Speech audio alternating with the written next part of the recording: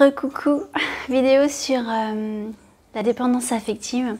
Alors certains d'entre vous savent que j'étais à Lille, invitée par mon élève et amie Justine, que j'adore, pour l'accompagner dans un atelier qui s'appelait S'ancrer et agir. J'aime beaucoup ce titre. Et elle m'avait demandé d'intervenir sur le thème de la dépendance affective. Et c'est vrai que c'est un sujet qu'on me demande souvent d'aborder et qui est souvent abordé à travers mes enseignements, à travers mes coachings. Et donc je me suis dit, allez, je vais faire une petite vidéo là-dessus pour poser quelques principes et poser un petit peu ma vision. La dépendance affective, en fait, c'est quoi? Souvent quand on parle de dépendance affective, alors c'est quoi déjà? C'est le fait qu'on ne puisse pas finalement être bien, être heureux sans quelque chose d'extérieur à nous, hein, pour simplifier. Et c'est vrai que souvent on aura tendance à croire que la dépendance affective, ça concerne la relation amoureuse. Vous savez, quand on parle, avec tous les termes là sur comment on appelle ça, narcissique, égocentrique, on n'arrive pas en fait à... Et on crée une espèce, on est en dépendance affective, on n'arrive pas, c'est comme une drogue, on n'arrive pas à s'en sortir. On est dans une relation toxique, on y reste et on s'accroche comme une moule à son rocher, alors que objectivement, consciemment, on sait que par A plus B, ça va nulle part et ça nous fait pas du bien. Et ça a été vraiment un gros déclic pour moi, puisque ça a été beaucoup d'années de cheminement pour moi, enfin d'années j'allais dire d'expérience où les gens me viennent en me disant Catherine, je comprends pas cette relation toxique, je sais qu'elle est toxique pour moi, ça me fait pas du bien. Toxique, ça veut dire quoi? Ça me fait pas du bien. Et pourtant, j'y reste, j'y retourne. Et je disais, bienvenue au club, c'est quelque chose que j'ai fait pendant des années, jusqu'à récemment. Et c'est vrai qu'on se dit, mais pourquoi on y retourne? Et c'est comme tout le reste, en fait. C'est comme les addictions. Je sais pas, aux drogues, à l'alcool, à tout ce que, ou au tabac, on sait que ce sont des choses qui nous font pas du bien, et pourtant on y retourne gaiement, on y retourne super motivé ou pas forcément, on y retourne. Pourquoi? Et bien, j'allais dire, voilà, la dépendance affective, c'est comme toutes ces addictions, c'est qu'en fait, on a confié notre bonheur, notre bien-être à quelque chose qui est extérieur à nous. Donc forcément, si on ne l'a pas, on ne sera pas bien. Et donc, on s'est déresponsabilisé de notre bien-être et notre bonheur et on l'a confié à quelque chose, une substance ou une personne ou une situation, un contexte, une ville, un pays. Et c'est là où en fait on s'identifie complètement à cette chose. Et c'est quelque chose que j'ai longtemps connu, c'est si j'ai, je sais pas moi, ce travail ou ce corps ou ce copain ou cette maison ou je sais pas, si j'ai telle ou telle chose, alors je serai plus heureuse, plus heureux. Donc c'est vraiment une identification, une déresponsabilisation de son bonheur à quelque chose extérieur à nous.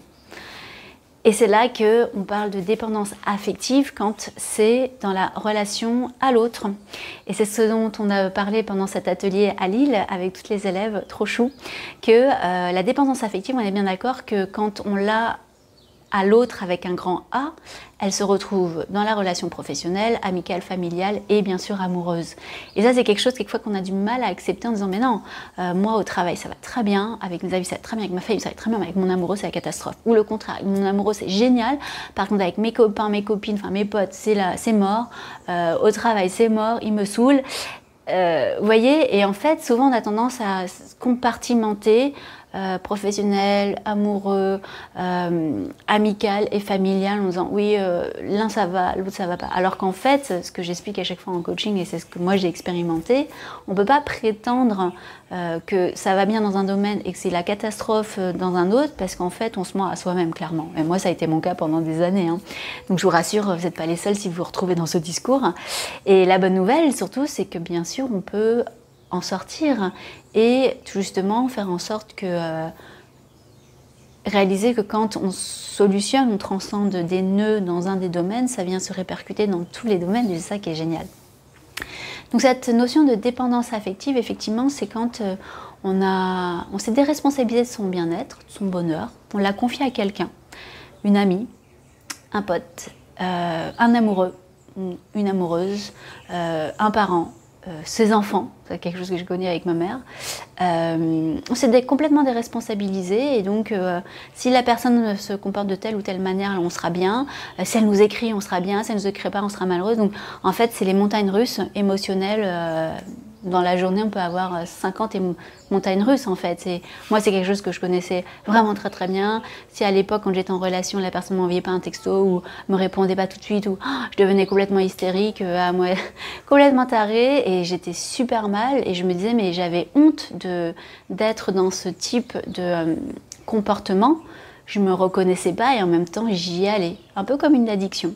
Et pourquoi? Parce que en fait, c'est souvent ce qu'on aura toujours pareil, encodé comme définition de l'amour, de l'affection quand on était petit, qui nous était transmis par nos parents. Donc moi, par exemple, j'avais cette définition que l'amour, c'est l'abus, par exemple. Donc je répétais des relations abusives, j'avais des comportements qui suscitaient bien sûr l'abus dans un sens puis dans l'autre. Et j'avais une définition erronée de ce qu'est l'amour véritablement. Et quand j'ai rencontré mon compagnon actuel, ça a été tellement une révélation en me disant, ok, avant, c'était pas de l'amour, c'était juste de la dépendance affective, Catherine. On l'accepte, on se pardonne. Et surtout, on transcende cette notion et on réencode vers autre chose de beaucoup plus sain et de beaucoup plus authentique et confiant. Donc pour la dépendance affective, effectivement, ça passe par la conscientisation de nos schémas, bien sûr. Donc l'acceptation de nos parts d'ombre et la conscientisation que, ah oui, effectivement, j'ai conditionné mon bien-être à quelqu'un d'autre. On est bien d'accord que si demain je vais me séparer de mon compagnon, de mon amour actuel, je serai triste. Après, c'est mon choix de savoir pourquoi on s'est séparés, ma part de responsabilité et qu'est-ce que je peux faire justement pour rebondir de ça et apprendre les leçons. Puisque chaque expérience que l'on vit, c'est vraiment une leçon. Je dis pas que j'aurais pas mal, bien sûr que j'aurais super mal, mais c'est pas pour ça que je vais remettre tout en question, on est bien d'accord. Donc déjà, cette conscientisation de notre dépendance affective, d'avoir cette déresponsabilité de notre bonheur et de l'avoir confié au comportement de quelqu'un d'autre, de reprendre son pouvoir, de se responsabiliser sur son bonheur. D'ailleurs, c'est le nom de mon programme de coaching online, je suis responsable de mon bonheur, tellement. Donc de reprendre son pouvoir, de réapprendre ou d'apprendre ce que c'est, de redéfinir clairement, vraiment, c'est quoi l'amour, l'amour de soi, l'amour des autres, et bien sûr, de se reconstruire par rapport à cette nouvelle définition. Et comme le dit Grégory Montambo, un de mes mentors, entre guillemets, mentor, une des personnes dont le discours résonne en moi, personne, aussi aimant soit-il, ne peut t'apporter tout l'amour dont tu as besoin, personne. Et ça, c'est quelque chose que j'ai vraiment conscientisé. Personne, aussi aimant soit-il que mon amoureux, ne peut m'apporter l'amour, tout l'amour dont j'ai besoin. Et bien sûr qu'il va me soutenir, bien sûr qu'il va m'encourager, me motiver, et je ressens une infinie gratitude pour ça. Par contre, il ne pourra jamais il pourra jamais m'aimer à ma place en fait. Et ça, je dis toujours, c'était le déclic aussi quand j'ai lu le livre de Lilou Massé, Je suis célibataire, et ça me plaît, c'est d'avoir cette acceptation qu'on est aussi bien seul ou accompagné, même si bien sûr l'évolution accompagnée, elle est encore plus amplifiée à mon sens, mais qu'on est capable, un peu aussi comme dans The Mastery of Love, la maîtrise de l'amour en français de Don Miguel Ruiz, celui qui a écrit les 4 accords Toltec. C'est comme si on avait cette cuisine, on a notre cuisine, où on a tout ce qu'il faut, on a plein à manger, on a plus dont on a besoin, des choses trop bonnes qu'on adore manger, et que si quelqu'un un jour sonne à notre porte et nous apporte une pauvre pizza pourrie, on va dire ah bah non merci. Alors que si on est en mode mort à la faim, qu'il n'y a rien dans notre frigo et qu'on est toujours en mode pas top, on n'arrive pas à s'apporter toute la nourriture dont on a besoin, on a bien compris que c'était l'analogie de l'amour, et que quelqu'un sonne à notre porte avec une pauvre pizza pourrie, nous dit bonjour, est-ce que tu veux ta pizza, et qu'on dit ah oui j'ai trop faim, on se jette dessus en mode crève mort de faim.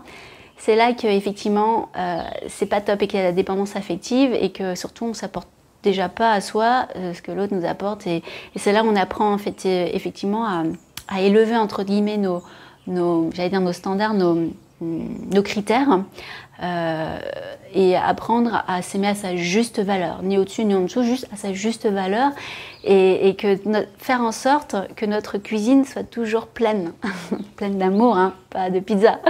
Et c'est pareil, comme dans le livre de Liu Massé qui me faisait beaucoup rigoler, c'est que ce titre il est tellement parlant pour moi, je suis célibataire et ça me plaît. C'est le livre que je conseille à toutes mes élèves à chaque fois quand elles sont effectivement en quête de l'âme sœur, comme ça a été mon cas pendant des années, en désespérance totale. J'invite vraiment à lire ce livre parce que ça met du baume au cœur et ça nous fait accepter que c'est génial aussi d'être célibataire quand on l'est. Et c'est aussi quelque chose qui se cultive quand on est en couple, en fait, cette singularité dans la fusion du couple. Et c'est comme si en fait c'est deux entités qui se rencontrent et ça fait une troisième entité. C'est pas deux qui font un, c'est deux et une troisième entité. Et c'est ça qui est génial et qui est très beau. Voilà, j'espère que cette vidéo a trouvé une résonance en vous, parce que c'est vraiment un thème qui revient tellement et moi dont j'ai souffert longtemps et que j'avais du mal à comprendre en fait pourquoi je retournais toujours vers des relations abusives, pourquoi je les créais aussi, pourquoi je le vibrais. Et ça a été une telle révélation de reprendre la responsabilité et de réencoder complètement autre chose et de m'ouvrir à la relation magnifique que je vis actuellement. Et c'est ce que je souhaite à tout le monde parce que la vie elle est précieuse, elle vaut la peine d'être vécue à ce qu'elle a de plus beau. Voilà. Si vous avez des questions, commentez, faites-moi part un peu de ce que vous trouvez comme résonance parce que c'est vraiment cadeau pour moi. Je vous remercie énormément pour avoir écouté, je vous dis à bientôt. Gros bisous!